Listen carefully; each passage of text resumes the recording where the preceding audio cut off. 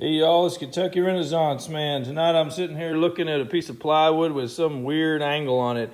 And if you want to see a quick way to divide that angle into two separate parts so that you could run trim from here down that way with a nice miter down the middle, watch this. Take your dividers or a straight edge with 2 points on it and come all the way over here to the edge of the angle, wherever it's at. And this could be on the floor in a house that you're trimming baseboard out, you know what the corner is, or maybe it's a transition in the stairs. Then take the dividers, without even moving them, doesn't matter, put that point right on that point you made and swing a small arc right there. And then come over here to the other side, to the mark you made on this side, swing an opposing arc this direction. If you'll take a straight edge now and connect the point of your angle to those marks where they intersect,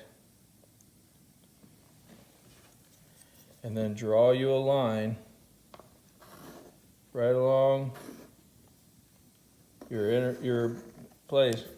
You've now divided that angle perfectly to whatever it is. So we still don't know what this angle is around there, but now we know what half of it is.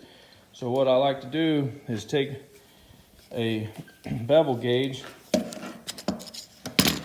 and then just apply my bevel gauge to that corner right there. And if I put this hard part on the line and the other part on the new line we just made, I can lock that down and carry this straight over to my chop saw, and I can adjust the angle of my chop saw now to meet that. When I slide my chop saw over, I can pull that up there, bring my blade down, line it up, and the first cut I make on my board will match that angle.